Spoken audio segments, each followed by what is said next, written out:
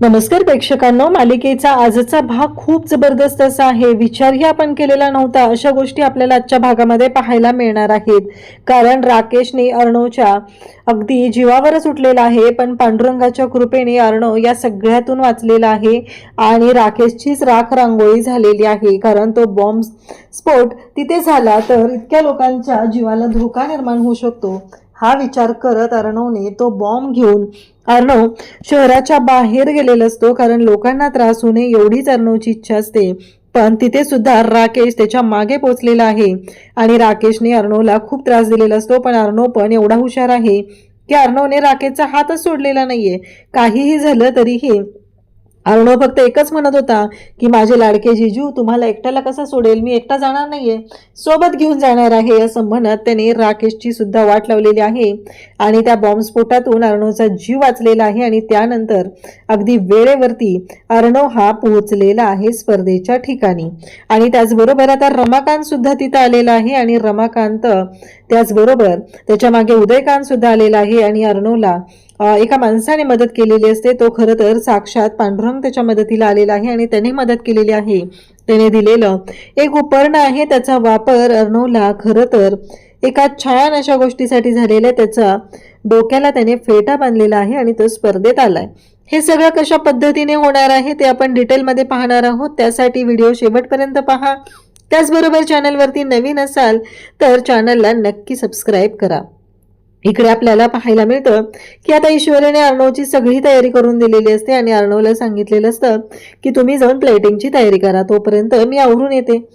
आणि मग अर्णव आता ती ट्रॉली वगैरे सगळं घेत असतो. पण अर्णवच्या लक्षात येतं की सात्विक फॅशनच्या ट्रॉलीच्या जवळ एक माणूस काहीतरी करतोय. आता तो राकेश पण हादरलेला असतो. अर्णव तिथे जातो आणि म्हणत असतो काय झालं नक्की, कोण होता हा माणूस, आणि त्याला विचार लागतो की तुम्ही कोण आहात. तर राकेशने मात्र तिथे टायमर सेट करायचा राहिलेला असतो. तो टायमर सुद्धा एकदाचा सेट करून टाकलेला असतो आणि काही झालं तरीही या चिंटुकल्याला मी उद्ध्वस्त करणारे असं मनाशी गाठ बांधूनच तो तिथून निघत असतो. तेव्हा मात्र अर्णव आता तिथे पोहोचलेला असतो आणि अर्णव म्हणतो की काय झाले, हा माणूस नक्की इथे काय करत होता, कशाला आला होता हा माणूस इथे, अशा प्रश्न अर्णवला पडलेले असतात आणि अर्णव विचार करत असतो. तेव्हा राकेश मात्र तिथून बाजूला जातो. तेव्हा तिथं असलेल्या बाकीच्या व्हॉलंटियरला अर्णव विचारतो की ते कोण होते आणि आमच्या ट्रॉलीच्या जवळ काय करत होते, नक्की काय होता प्रॉब्लेम, असं अर्णव विचारत आहे. तेव्हा मात्र त्या मॅडम सांगतात की नाही नाही माहिती. मग अर्णव म्हणतो की नाही, मला जाऊन चेक केलं पाहिजे, नक्कीच काहीतरी संशयास्पद आहे, हा विचार अर्णवच्या डोक्यात आलेला असतो. आणि त्याचबरोबर इकडे आपल्याला पाहायला मिळतं ते म्हणजे अर्णव आता चेक करू लागतो की नक्की काय झालेलं आहे, गोष्टी कशा घडलेल्या आहेत, म्हणून अर्णव पाहत असतो. इकडे ईश्वरी सुद्धा आता पूर्ण तयार झालेली असते. छान असा गेटअप तिचा तयार झालेला असतो आणि ईश्वरी जेव्हा आता पाहत असते तेव्हा या सगळ्या गोष्टी तिच्या सुद्धा लक्षात आलेल्या असतात. ईश्वरी इकडे तयार होते तर अर्णव इकडे प्रॉब्लेम मध्ये अडकलेला आहे. आणि त्याच वेळेस आता ईश्वरी आणि अर्णव पाहतो तर नक्की त्या ट्रॉलीच्या खाली काय आहे हा प्रश्न अर्णवला पडलेला असतो. अर्णव त्याचं चेक करू लागतो नक्की काय झालेलं आहे म्हणत अर्णवने त्या गोष्टी चेक करायला घेतलेल्या असतात. इकडे ईश्वरी सुद्धा छान तयार झाली आणि अर्णवच्या लक्षात येतं की त्या ट्रॉलीच्या खाली बॉम्ब आहे. अर्णव म्हणतो की नाही, मला ही ट्रॉली बाहेर घेऊन गेल्या पाहिजे असं म्हणत अर्णव आता विचार करू लागतो. अर्णव त्या माणसाच्या मागे धावत सुद्धा आलेला असतो. अर्णवला थोडं संशयास्पद वाटलेलं असतं, पण तो माणूस कोण आहे हे अर्णवच्या लक्षात आलेलं नव्हतं. आता मात्र अर्णव पाहत राहतो की नक्कीच काहीतरी प्रॉब्लेम होण्याची शक्यता आहे असं अर्णवच्या लक्षात आलेलं असतं. त्यासोबतच अर्णव माघारी जातो आणि अर्णव म्हणतो की नाही, मला या सगळ्या लोकांचं रक्षण केलं पाहिजे. जर हा बॉम्ब इथे फुटला तर खूप अवघड होणार आहे, त्यामुळं काहीही झालं तरीही हा बॉम्ब मला इथे फुटू द्यायचा नाही असं म्हणत आता अर्णव पुन्हा माघारी आलेला असतो आणि ती ट्रॉली घेऊन तो बाहेर निघू लागतो. आता राकेश पुन्हा माघारी येतो. अर्णव नक्की काय करतोय या गोष्टींकडे राकेश पाहू लागतो आणि त्याच्या लक्षात येतं, म्हणजेच अर्णव जो आहे तो त्याला कळले की तिथे बॉम्ब लावलेला आहे ही गोष्ट राकेशच्या लक्षात येते. राकेश म्हणतो की आता खरी मजा होणार आहे, या चिंटुकल्याच्या चिंदड्या उडणार आहेत, हा विचार राकेशच्या डोक्यात सुरू झालेला असतो. आता मात्र अर्णव म्हणतो की नाही, काही करून मला काहीतरी केलं पाहिजे, एवढ्या सगळ्या लोकांचं रक्षण मला केलं पाहिजे, एवढंच अर्णवच्या डोक्यात सुरू झालेलं आहे. आणि तेव्हा मात्र अर्णव म्हणतो की नाही, आता हे सगळं मला इथून घेऊन गेलं पाहिजे, कारण इतक्या लोकांचा जीव मला धोक्यात घालायचा नाही. असं म्हणत अर्णवने ती ट्रॉली घेतलेली असते आणि तो ती ट्रॉली घेऊन आता बाहेर निघालेला असतो. पण आता राकेशला तेवढ्यावर थांबायचं नाहीये, तर अर्णव पूर्ण संपला पाहिजे या गोष्टीचा विचार राकेशने केलेला असतो. अर्णव ती ट्रॉली घेऊन जात असतो, तर राकेश सुद्धा त्याच्या मागे मागे धावत चाललेला असतो, कारण राकेश किती मूर्ख आहे आणि किती पोहोचलेला माणूस आहे ते आपल्याला चांगलंच माहिती आहे. कारण या सगळ्या गोष्टी इतक्या भयानक पद्धतीने झालेल्या असतात. ज्या वेळेस हे सगळं घडत असतं तेव्हा मात्र अर्णव खूप हादरलेला असतो. काही करून ही ट्रॉली आपल्याला इथून बाहेर नेली पाहिजे आणि हा बॉम्ब इथे ब्लास्ट होता कामा नये, तो डिफ्यूज केला पाहिजे हा विचार अर्णवच्या डोक्यात असतो. मग अर्णव आता बाहेर येतो. इथे सगळे व्हॉलेंटियर तयार झालेले असतात. सगळ्या गोष्टी तयार आहेत का, सगळे स्पर्धक रेडी झालेले आहेत. पण ईश्वरी मात्र इथे विचारत असते की अर्णव सर, आणि अजून किती वेळ आहे. तर तेव्हा त्यांना सांगितलं जातं की हे सगळं जेव्हा घडत असतं तेव्हा मात्र या सगळ्या गोष्टी विचित्र पद्धतीने चाललेल्या आहेत हे लक्षात आलेलं आहे. अर्णव आता ती ट्रॉली घेऊन निघालेला आहे. तो गाडीच्या जवळ येतो, गाडीची चावी घेतो आणि ती ट्रॉलीतला जो बॉम्ब आहे तो काढतो त्या ट्रॉलीला लावलेला आणि तो बॉम्ब गाडीत घेतो. म्हणजे खरं तर अर्णवने जी गोष्ट केलेली आहे ती कुणीच करू शकत नाही, कारण इतक्या विचित्र पद्धतीने हे सगळं सुरू झालेलं होतं. कारण अर्णवने स्वतःचा जीव धोक्यात घातलेला आहे, पण बाकीच्या लोकांचा जीव वाचवण्याचा प्रयत्न केलेला आहे. इकडे ईश्वरीच्या आणखी काही गोष्टी ज्या बनवायच्या राहिलेल्या आहेत, ज्या प्लेटिंगला कमी पडत आहे, ते सगळं ईश्वरी बनवून घेत असते. ईश्वरीला कळतच नसतं की अर्णव सर कुठे गेलेत, अचानक काय प्रॉब्लेम झालाय, अर्णव सर नक्की कोणत्या प्रॉब्लेममध्ये अडकलेले आहेत हा विचार सुरू झालेला असतो. तेव्हा मात्र इकडे आपल्याला पाहायला मिळतं की या सगळ्या गोष्टी जेव्हा घडत असतात तेव्हा अर्णवने ते बॉम्ब गाडीत ठेवलाय आणि तो बॉम्ब घेऊन अर्णव आता निघालेला असतो. राकेश इतका मूर्ख आहे की ते सगळं तो लांबून पाहत असतो आणि राकेश सुद्धा आता अर्णवच्या मागे निघालाय, कारण अर्णव तो बॉम्ब टाकून देणार आणि अर्णव वाचणार. पण अर्णवला तर वाचू द्यायचंच नाहीये हेच राकेशच्या डोक्यात असतं आणि म्हणून तर राकेश सुद्धा आता अर्णवच्या मागे मागे चाललेला असतो. तर इकडे ईश्वरी मात्र सगळ्या गोष्टींची तयारी करत असते आणि त्याचबरोबर या सगळ्या गोष्टी जेव्हा घडत असतात तेव्हा मात्र अर्णवने तो बॉम्ब आता तिथून काढलेला असतो आणि अर्णव म्हणतो की नाही, काही झालं तरी या सगळ्या लोकांचा जीव मी धोक्यात घालू शकत नाही. त्याच वेळी इकडे पाहायला मिळतं की ते म्हणजेच ईश्वरी खूप वाट बघत आहे की अर्णव कुठं गेला असेल, अर्णव का अजून आलेला नाहीये. याच काळजीत ईश्वरी तिथं असते. तिचं प्लेटिंग सुरू झालेलं असतं, कामही त्या पद्धतीनं ती करत असते, कारण तिला माहिती आहे अर्णव सर जरी ऑन दी स्पॉट आले आणि माझी प्लेटिंग तयार झालेली नसेल तर. त्यामुळं ईश्वरीने त्याबरोबरीने अर्णवची काळजी तर आहेच, पण त्याचबरोबर प्लेटिंग सुद्धा करायला घेतलेलं असतं. आणि त्याच वेळी इकडे राकेश सुद्धा अर्णवकडे पाहत आहे आणि राकेशच्या डोक्यात एकच गोष्ट सुरू आहे, ती म्हणजे या अर्णवला जिवंत सोडायचं नाही. आणि त्याच वेळी हे सगळं जेव्हा चालू झालेलं असतं तेव्हा मात्र इकडे नम्रता आणि आकाश छान तयार झालेले असतात आणि अचानक ईश्वरी तयार होऊन ती साडी नेसून तिथे येते. नम्रता येते आणि म्हणते, इशू काय आहे, ही साडी घालणार आहेस तू, तू अशी येणार आहेस, तुला कळतंय का हे सगळं काय आहे. तेव्हा नम्रता असं बोलत असते, कशी दिसतेस ते सगळं, काय दिसतंय. तेव्हा ईश्वरी म्हणते की हो ताई मला माहिती आहे, पण माझ्याकडे ऑप्शन नाही आहे, कारण माझ्याकडची जी साडी होती त्याला डाग लागला आणि त्यानंतर आम्ही चेंज केलंय. तेव्हा आकाश म्हणतो की अगं नम्रता असू दे ना, त्यांचं काहीतरी ठरलेलं असेल, तू कशाला तिला डिस्टर्ब करतेस. आणि मग तो विचारतो दादा कुठे आहे. ईश्वरी म्हणते हां येतील ते. असं म्हणत ईश्वरीने सध्या तरी आता शांत राहिलेली असते. अर्णव आणि ईश्वरीचा असंही चौथा नंबर असतो, कारण जोपर्यंत सुरुवातीचे जे आहेत त्यांचे राऊंड झाल्याशिवाय अर्णव ईश्वरीचा राऊंड काही येत नसतो. त्याचबरोबर इकडे पाहायला मिळतं ते म्हणजे आकाश विचार करत असतो. आकाश म्हणत असतो की काय झाले अचानक, म्हणजे नक्की दादा कुठं आहे, काय झालं असेल, दादाच्या बाबतीत काही प्रॉब्लेम तर झालेला नसेल ना, हा विचार चालू झालेला असतो. सगळेजण तिथं पोहोचलेले असतात. सौदामिनी क्रिएशन यांनी बंगाली स्टाईलचा लुक केलेला असतो आणि त्याचबरोबर इकडे साऊथच्या लुकमध्ये आकाश आणि नम्रता असतात आणि इकडे अर्णव मात्र आता गाडी घेऊन निघालेला आहे. अर्णवच्या गाडीच्या मागे राकेश सुद्धा आता गाडीवर निघालेला असतो. राकेशने सुद्धा अर्णवचा पाठलाग केलेला आहे, कारण त्याला अर्णवला पूर्णपणे संपवायचंय, कारण त्याची इंदोरी जिलेबी हे त्याची झाली पाहिजे. आणि जर का ती त्याची झाली नाही तर मात्र या राकेशने पुढचा सुद्धा प्लॅन केलेला आहे की तिलाही संपवून टाकायचं. एवढ्या नीच वृत्तीचा हा राकेश आपल्याला पाहायला मिळत आहे. त्यानंतर आता एकेका सेल्वायचा जो आहे त्यांना बोलवलं जातं स्टेजवरती.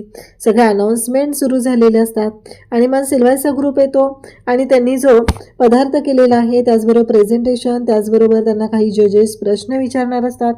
त्या प्रश्नांची उत्तरं त्यांना द्यायची असतात आणि मग बाकीच्या पुढच्या गोष्टी होणार असतात.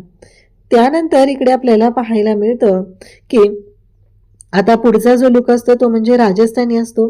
त्यांनी तो दाखवलेला असतो. त्यांचा जो पदार्थ आहे त्या पद्धतीने हे सगळं सुरू झालेलं आहे.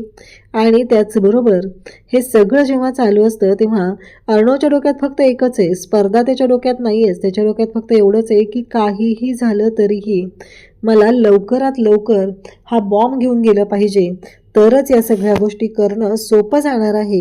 एवढंच अर्णवच्या डोक्यात सुरू झालेलं असतं. ईश्वरी आता इकडे खूप टेन्स असते.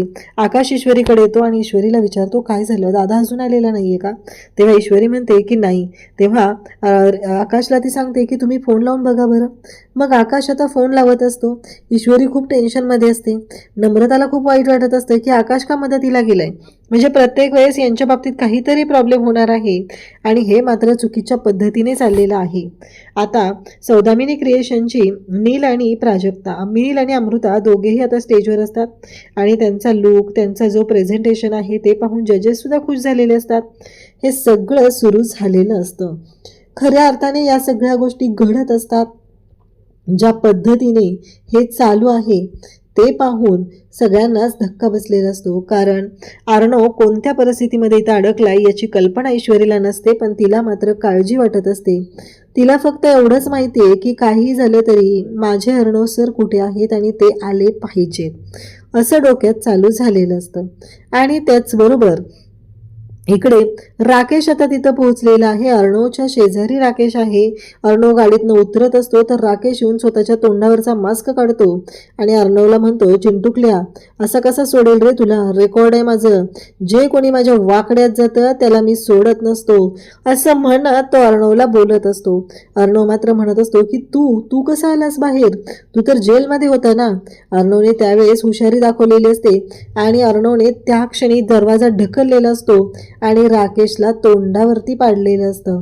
इकडे राकेशचा त्याने जाऊन गळा पकडलेला असतो. राकेश मात्र मूर्खासारखा हसत असतो आणि राकेश जे काही करत आहे ते सगळं विचित्र पद्धतीने चाललेलं असतं. अर्णव म्हणत असतो की तुझी हिंमत कशी झाली हे सगळं करण्याची, असं म्हणत अर्णव त्याला बोलत आहे. आणि त्याच वेळी तू बाहेरच कसा आला तेव्हा तो म्हणतो की आता तुला संपवणार आहे. आणि मग तोपर्यंत अर्णवला तो म्हणतो की बघ तुझ्या गाडीत बॉम्ब ब्लास्ट केलेला, बॉम्ब लावलेला आहे आणि आता बघ तुझी कशी वाट लागते, असं म्हणत आता त्याने अर्णवला आतमध्ये, अर्णव तो बॉम्ब काढायला गेलेला असतो तेव्हा मात्र राकेश तिथे जातो आणि राकेशने मात्र अर्णवचा गळा पकडलेला असतो. अर्णवच्या गळ्याला बेल्ट लावलेला आहे आणि तो अर्णवचा गळा ओढत असतो. अर्णव मात्र जीवाच्या आकांताने ओरडत आहे आणि त्याच वेळी राकेश म्हणतो की आता तू संपला, काही झाले तरी आता तू वाचू शकत नाही, असं इकडे अर्णवला तो सांगत आहे. अर्णव म्हणत असतो की मी संपत नसतो, एवढं लक्षात ठेव, काहीही झालं तरीही मी संपणार नाहीये, ही गोष्ट कायमस्वरूपी लक्षात ठेवायची आहे. आणि मग अर्णवने स्वतःचा गळा कसा तरी सोडवलेला असतो. अर्णव आता गाडीतून उतरण्याचा प्रयत्न करत असतो, पण राकेश त्याला काही गाडीतनं उतरू देत नाहीये, कारण गाडीतनं उतरला तर अर्णव वाचणार, बॉम्ब ब्लास्ट होणारच नाहीये, हे त्याच्या डोक्यात सुरू झालेलं असतं.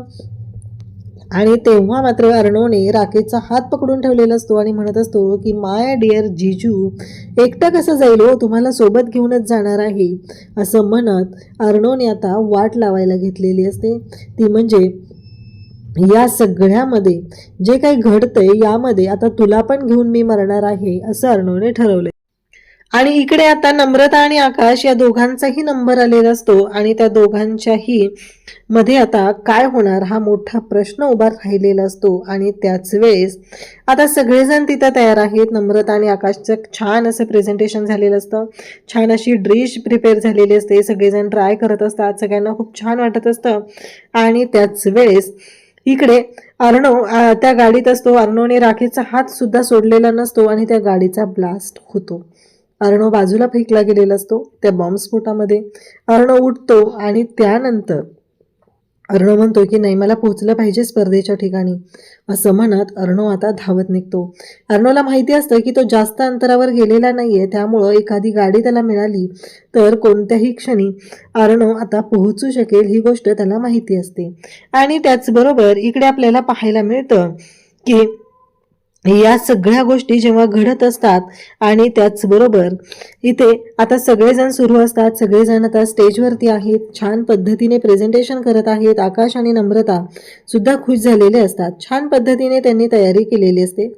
त्यानंतर इकडे पाहायला मिळतं ते म्हणजे अर्णव आता धावत सुटलेला असतो आणि इकडे आता पुढचा राऊंड असतो तो म्हणजे अर्णव आणि ईश्वरीचा. त्यांचं नाव अनाऊन्स केलं जात असतं, कारण आकाश आणि नम्रता यांच्या बाबतीत जे आहे ते तिथं बोललं जात असतं.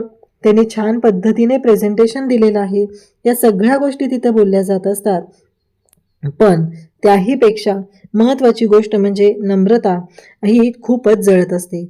आता मात्र अर्णवला एक व्यक्ती भेटते, देवासारखी ती व्यक्ती भेटते. तो विचारतो काय झालं हे सगळं. अर्णव म्हणतो एका प्रॉब्लेममध्ये अडकलो होतो, तिथं स्पर्धा आहे आणि सिटी सेंटरला मला जायचं आहे. तेव्हा ते म्हणतात की काळजी करू नका, चला, असं म्हणत ते आता अर्णवला घेऊन निघालेले आहेत आणि पोहोचवलेलं असतं. आणि मग ते पंचा जो दिलेला असतो ते अर्णवला म्हणतात घ्या, असू द्या, तुम्हाला उपयोग होईल त्याचा, असं म्हणत आता तो पंचा अर्णवकडे ते देतात. आणि अर्णव इकडे ईश्वरीकडे धावत आत येणार असतो. नम्रता म्हणत असते की थांबा आकाश, मी जाऊन येते.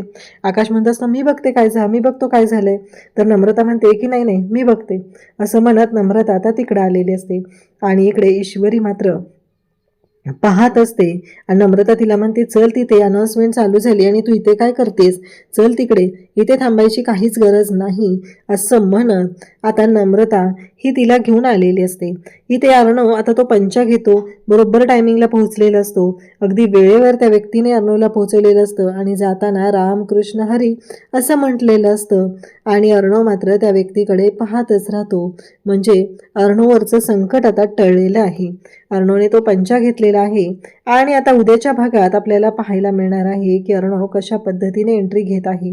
अर्णवच्या लक्षात आलेलं नाहीये, साक्षात पांडुरंग त्याच्या मदतीला आलेला आहे आणि पांडुरंगाच्या कृपेने ह्या सगळ्या गोष्टी झालेल्या आहेत. अर्णव यातून सुखरूप वाचलेला आहे, स्पर्धेच्या ठिकाणी पोहोचलेला आहे. कारण ऐनवेळी इथे ईश्वरीला पांडुरंगानेच तिथे आयडिया दिलेली होती आणि त्या पद्धतीने ईश्वरीने गेटचा ड्रेसअप चेंज करून, डिश चेंज करून जो काही तिथे पराक्रम केलेला आहे, म्हणजे खरंच खूप छान पद्धतीने ईश्वरीने ही सगळी तयारी केलेली असते. आता ईश्वरी स्टेजवर तर पोहोचलेली आहे.